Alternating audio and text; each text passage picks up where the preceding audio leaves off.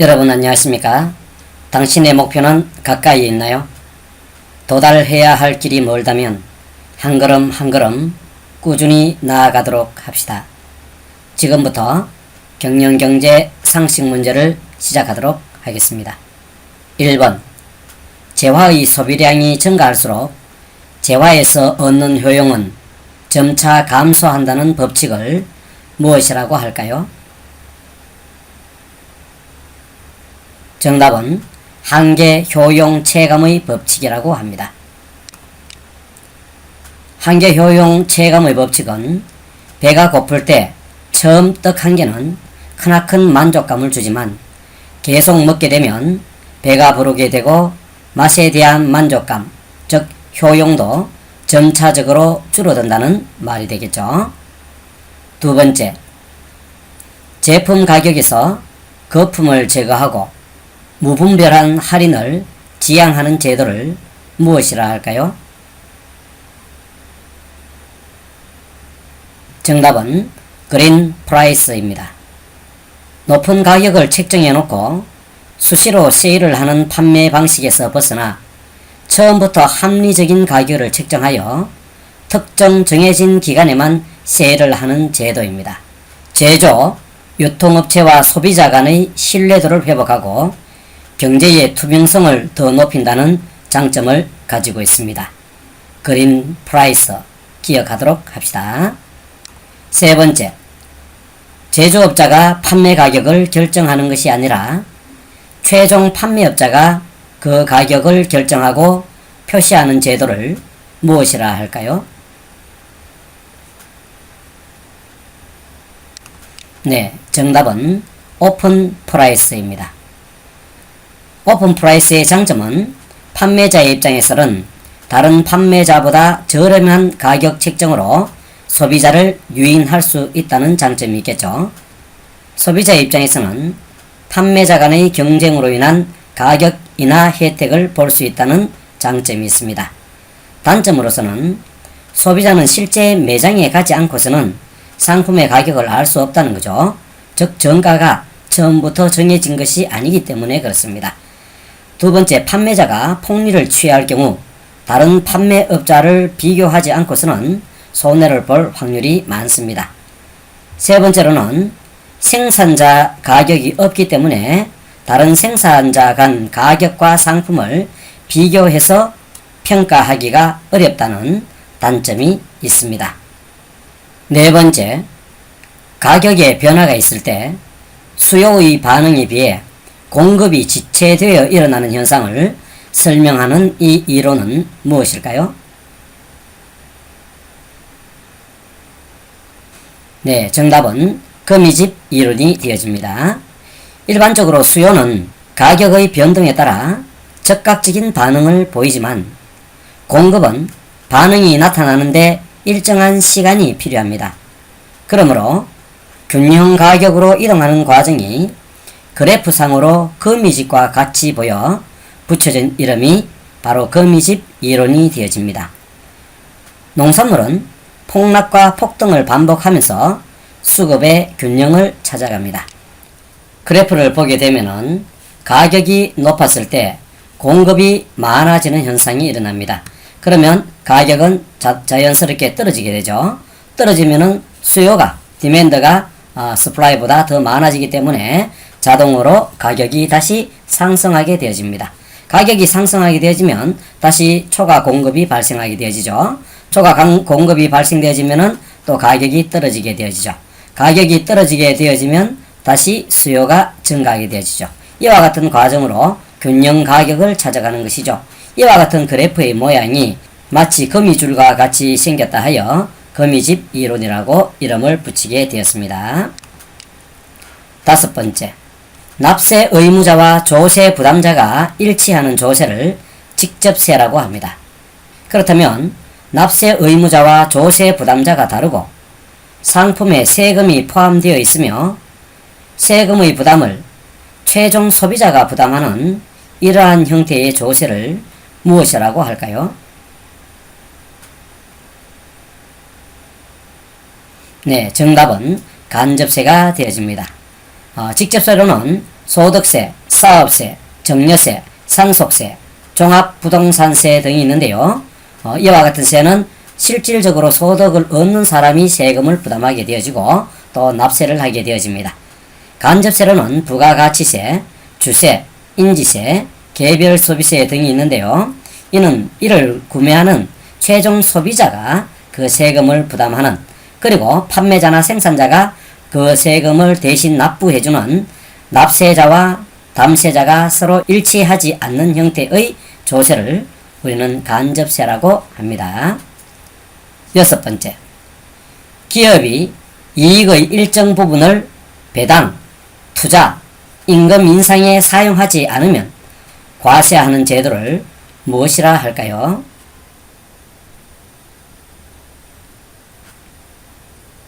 네, 정답은 기업 소득 환류 제도가 되어집니다. 기업의 소득을 가계와 사회로 환원시킴으로써 경기를 부양할 목적으로 실시하는 제도가 되어집니다. 일곱 번째, 시간의 흐름에 따라 비유동자산의 가치가 감소하는 것을 비용으로 처리하게 되는데요. 이것을 무엇이라 할까요?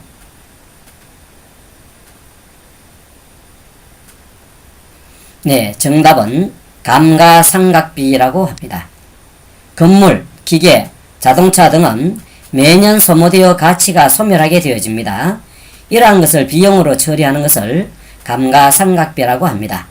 처리 방법은 여러 가지가 있으나 정액법, 정률법만 살펴보도록 하겠습니다. 정액법은 매년 구매 가격에 일정한 금액을 감가 비용으로 상각하는 형태이고요. 정률법은 매년 구매 가격에 일정 비율을 감가 비용으로 상각하는 것을 의미합니다. 토지는 시간이 흘러도 가치가 소멸되지 않지요. 그래서 토지는 감가상각의 대상에서 제외되게 되어집니다. 여덟 번째, 예산을 기능별, 사회계획별, 활동별로 분류하여 예산의 지출과 성과의 관계를 명백히 하기 위한 예산 제도를 무엇이라 할까요?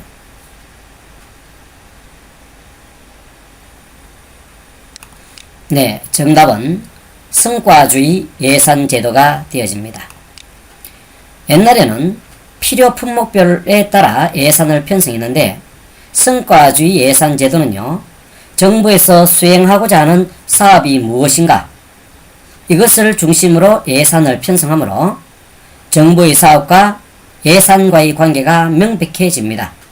그러므로 편성된 예산으로 정부에서 수행하고자 하는 사업이 얼마만큼 성과를 내었는가를 평가할 수 있는 예산 제도가 되어지는 것이죠.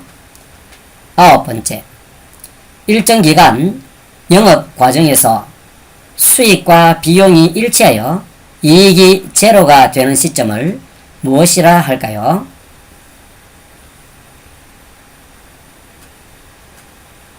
네, 정답은 손익분기점이 되어집니다. 이 손익분기점 시점부터 매출이 증가하게 되면 이익이 비로소 발생하게 되는 시점이 되어지는 것이죠. 즉, 손실에서 이익으로 넘어가는 분기점이 된다는 것을 의미하는 것입니다. 그래프를 보면요, 세로축을 매상 비용 또는 수익으로 잡고요, 가로축은 매상고, 즉 매출액으로 보면요, 자, 매출이 증가함에 따라서 비용도 항상 일정하게 이와 같이 들어가는 것, 이걸 우리는 고정비라고 이야기합니다.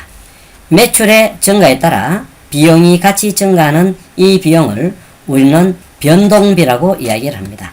그래서 고정비에서 변동비를 합친 비용이 총 비용이 되어지겠죠. 그래서 총 비용은 이렇게 매출이 상승하면서 총 비용 곡선은 이와 같이 변하게 되어지는 것이죠. 자, 이제 수익 곡선을 한번 살펴보도록 하겠습니다. 수익 곡선은 매출이 하나도 없으면 수익이 제로가 되어집니다. 매출이 늘어나면 수익도 같이 증가하게 되어지겠죠. 그래서 매출이 늘어나게 되어지면 이와 같이 수익도 계속 증가하게 되어지는데요. 비용과 수익이 같아지는 지점은 이익도 없어지는 것이죠. 그죠? 그래서 이 부분부터 매출이 증가하게 되어지면은 수익이 비용을 초과하기 때문에 이익이 발생하게 되어집니다. 그래서 이 부분은 손실이 되어지죠. 비용이 수익보다 많은 지점이 되어지기 때문이죠. 그래서 손실과 이익이 교차되어지는 지점, 즉 수익과 비용이 일치하는 지점, 이 부분을 손익분기점이라고 우리는 볼 수 있겠습니다. 10번째, 법인의 실제 발생 소득의 전부 또는 상당 부분에 대해 조세를 부과하지 않는 국가나 지역을 무엇이라 할까요? 정답은 조세 피난처입니다. 보통 어떤 국가에서 기업을 유치하기 위해 세금을 낮춰 주거나 면제해 주는 것인데요. 다국적 기업 등이 세금을 피하거나 자금을 조작하는 장소로도 이용되기도 합니다. 조세 피난처는 세 가지로 분류할 수 있는데요. 조세를 거의 부과하지 않는 텍스 파라다이스, 조세를 부과하지 않거나 낮은 세율을 부과하는 나라를 텍스 셀터, 특정 기업 또는 특정 업종에 대해서 세금상 특전을 인정하는 나라를 텍스 리조트라고 이야기합니다. 11번째, 조세 피난처의 한 형태로 조세를 거의 부과하지 않는 나라의 형태를 무엇이라 할까요? 정답은 텍스 파라다이스가 되어집니다. 바하마, 버뮤다, 케이맨 제도가 그 대표적이고 바로 세금 피난의 천국이라 할 수 있겠죠. 12번째, 조세 피난처의 한 형태로 조세를 부과하지 않거나 낮은 세율을 부과하는 나라의 형태를 무엇이라 할까요?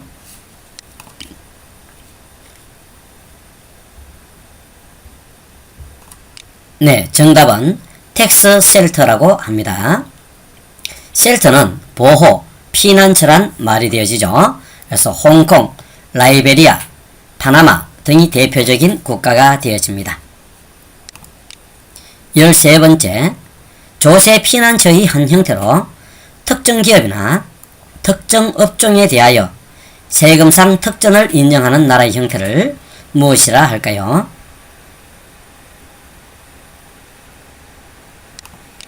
네, 정답은 텍스 리조트가 되어집니다.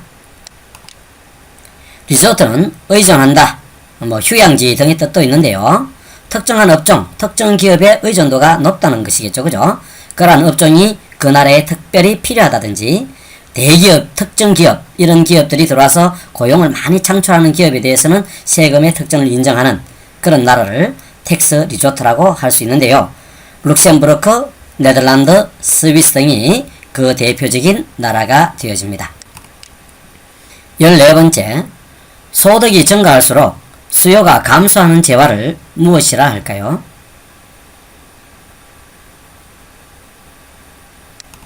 네, 정답은 열등제, inferior goods라고 합니다. inferior, 열등한, 질이 떨어지는 이란 뜻을 가지고 있는데요. 소득이 증가하면 재화의 소비가 증가하는 것이 정상입니다. 이를 정상제라고 하지요. 근데 소득이 증가하게 되어지면은 과거에 열등한 제품의 수요를 줄이고 정상제의 수요를 더 많이 하게 된다는 것이죠. 예를 들면 정상제는 쌀, 석유, 자동차가 있다면 열등제로는 거기에 대응하는 보리쌀, 연탄, 자전거가 예가 되어질 수 있겠죠.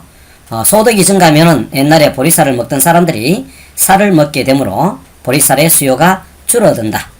그래서 보리쌀이 열등제가 되어지는 것이죠. 15번째, 열등제 중에서 가격이 하락할 때 오히려 수요량이 감소하는 재화를 무엇이라 할까요?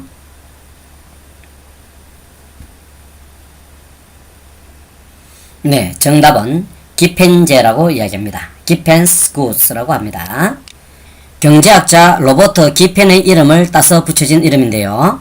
쌀보다 열등한 재화인 보리를 소비하는 과정에서 보리의 가격이 떨어지면 상대적으로 소득이 증가하는 효과를 가지게 되어 여윳돈으로 쌀을 소비하게 되어 열등제인 보리의 소비가 오히려 감소하게 된다는 것이죠.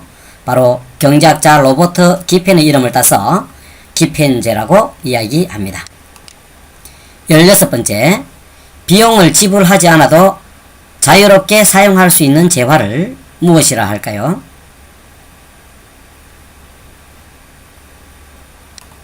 네, 정답은 자유재가 되어집니다. 무한으로 존재하여 그 값을 치르지 않고도 원하는 만큼 소비할 수 있는 재화, 즉 희소성이 없기 때문에 그런 것이죠. 비용을 지불하고 사용하는 재화인 경제재와 구별되어지는 자유재로는 공기나 햇볕 등이 그 예가 되어질 수가 있겠습니다. 17번째, 하나의 재화 대신 사용할 수 있는 것으로 경쟁재라고도 하는데 어느 한쪽의 수요가 증가하면 다른 한쪽의 수요가 감소하는 이 재화를 무엇이라고 할까요?